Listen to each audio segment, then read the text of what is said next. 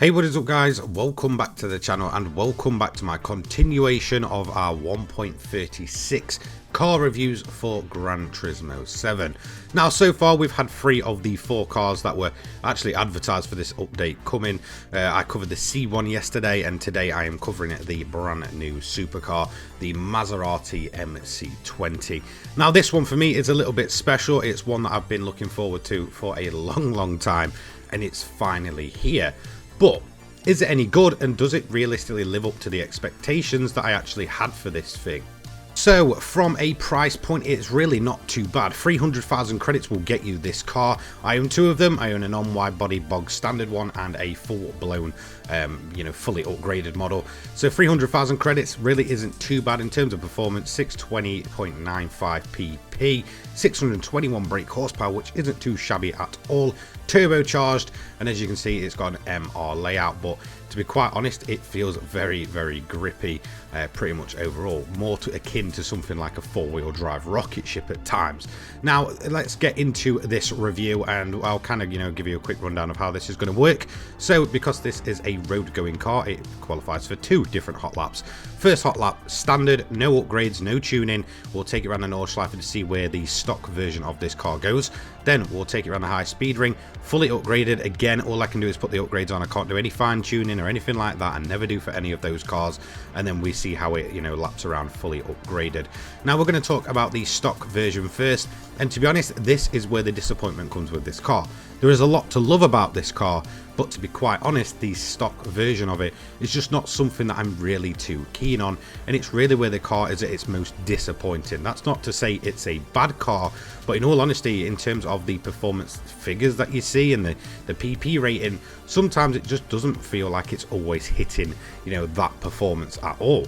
Now mainly this is just due to the brakes. The brakes for me just don't feel off or really good enough to actually stop this car. This thing is insanely quick. It will launch out of corners and it will absolutely fly to some ridiculous speeds, but to be quite honest, the car just doesn't seem to then be able to slow itself down in the way you'd expect. Now if you have been running this car in the basically the time trial that we've had for I believe the last week or so, which is at Bathurst, you will know the quickest way to actually get this thing to stop is essentially smash the brakes on and go all the way down to first gear and quickly short shift back up to second before you get into the corner.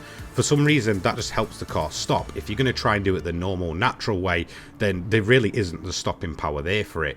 Now in terms of its handling, it's fairly decent. The main downside to it is actually the tyre compound this car gets put on, which is sports hard. To be honest, I would have expected it to overall be put on something at least sports mediums, just to give it that little bit of extra performance. So for me, the sports hard tyres don't do this car any justice, at least in its standard form. It's definitely a car more suited to a set of mediums or softs, which would probably realistically be the mediums, just for that extra little bit of performance in terms of overall grip and stuff. But Polyphony have put it on a set of sports hard, so it kind of is something you'll have to deal with if you only realistically want to run the stock version. Now let's just move away from the bad, because there is a lot of good to talk about when it comes to this car. The looks of this thing, for me, it's got a very typical Maserati front end, and that's really what I can say is a very good thing. Maserati supercars, hypercars, whatever you want to call them, of the past, this definitely fits the bill in terms of you looking like a Maserati. It's typically Maserati at the front, and that's definitely not a bad thing. In terms of the overall styling of this thing, it's not too in your face. It's actually quite a subtle design, but it's a very good looking design. I think in terms of the silhouette, a lot of people will get this thing confused in terms of its body lines and shape with something like the C8 Corvette Stingray, and it does feel a bit like a European version of that car, just at least in terms of its styling. Again, not too in your face, it's quite subtle, but it's still very much a beautiful looking car. Now there's a few little things in terms of the finer details of this car that I really do like.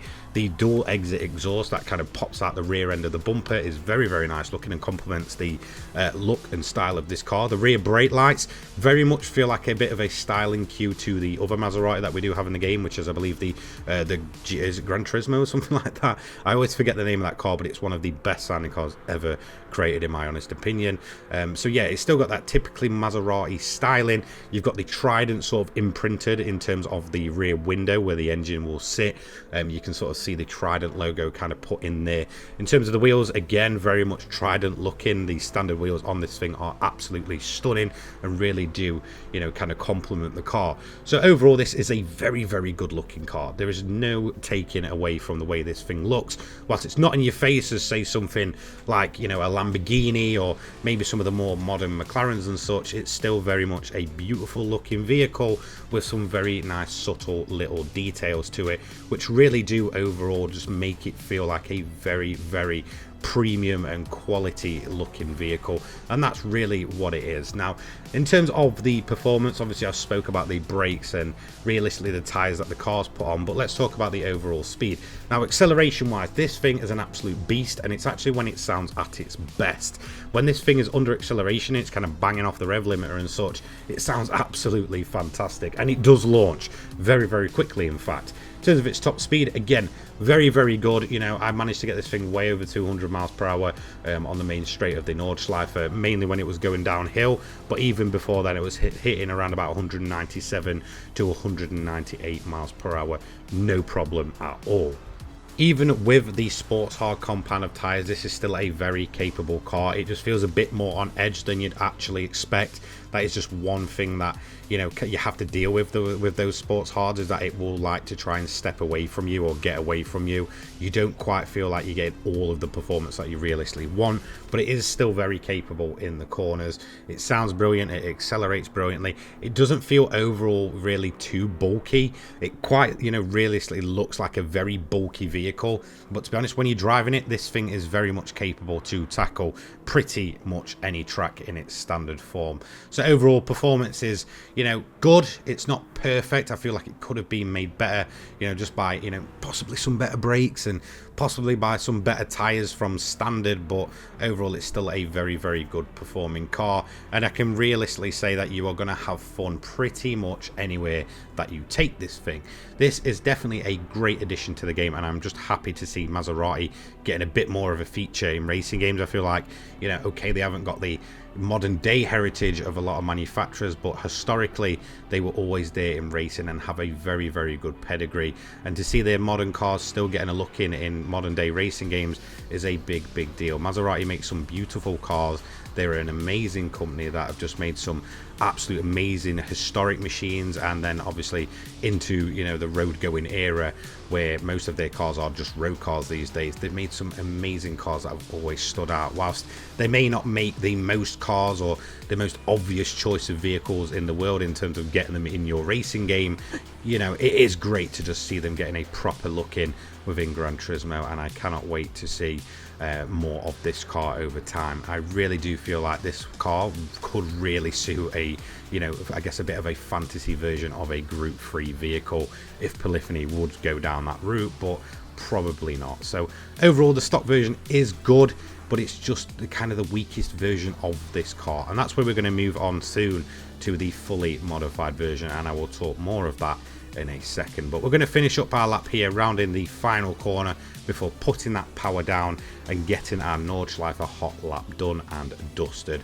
So overall it was a decent lap, not perfect, as you probably saw in the background. There's a few moments where I just went a little bit off, but let's see where this thing actually ranks, and this is where a bit more disappointment comes in. So overall it comes 16th on our lap time leaderboard. It comes in with a PP of 620.95 on the sports hards. It's beat the likes of the Green in Maverick and Jaguar XJ220 and the F-Type, which you'd expect it to do. Maybe not by the absolute margin that I'd actually expect, considering, you know, this car is nearly 30 years newer than the XJ220. But it's been absolutely slapped by a Nissan GTR Nismo.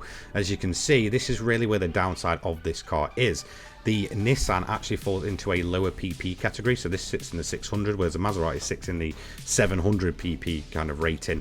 And as you can see, yes, it's four-wheel drive and such, but on a track, the GTR Nismo has absolutely smashed it, and it's a fraction of a price compared to the 300k Maserati. So a little bit disappointing, but again, we all know the GTR Nismo is a very capable track machine. But this is where this car becomes extremely exciting. This is a Maserati MC20, fully upgraded with wide body, full performance mods, and as you can see, there is some absolutely stunning liveries that really do, like I said, turn this into a Group 3 looking monster, which I honestly think it suits, and I would absolutely love Polyphony to make a more fantasy Group 3 version of this thing. This is a stunning vehicle, and this is where realistically this car is going to be the best of the best in terms of how it presents itself. Now, in terms of the grip, it's absolutely incredible. It really does feel like a full-blown four-wheel drive car, but it's not. It's an MR. As you can see, we're taking it around the high speed ring. It's fully upgraded. In terms of your top speed, it will quite comfortably sit at 225 miles per hour, no problem. It launches even quicker. The grip is constantly there. The brakes are there now there. It really feels like anything that was kind of a downside of this car is completely gone, including the sound. It's a bit more beefier, a bit more aggressive, because the standard version again is very much a muted engine now. I believe it's the first, you know, Maserati produced engine in quite a while, from what I kind of read up on this thing. I believe before they had the AMG engines, and now it's a in-house Maserati built engine. But yeah, overall fantastic sound, fantastic performance, and I really cannot complain. If you want to get the most fun out of the MC20, I fully recommend just going wild with it. Look, this thing sits just under 800 pp. It can be eligible to enter those 800 events, so if you are purely a single player person, you can get use out of this car, and that's a very good thing. In terms of its one lap performance, yes, it's not great on fuel overall, but that one lap is just fantastic. And as you can see, it's going to come in second place on our lap time leaderboard with a time of 102.064, PP of 789.10. So it's around about just over kind of 3.7 or odd seconds slower than the Aston Martin Valkyrie. But again, it's almost 100 pp down on it. It smashed the likes of the Jaguar, which is only around about 10 to 12 pp below it, by over 2 seconds.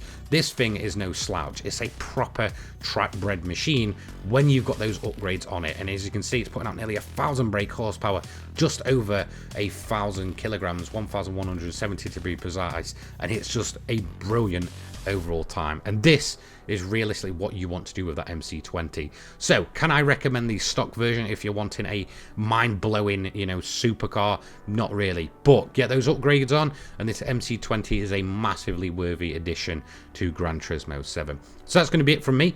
Thank you so much for watching. Don't forget to check out my Wraith code. Use NathanT for 10% off.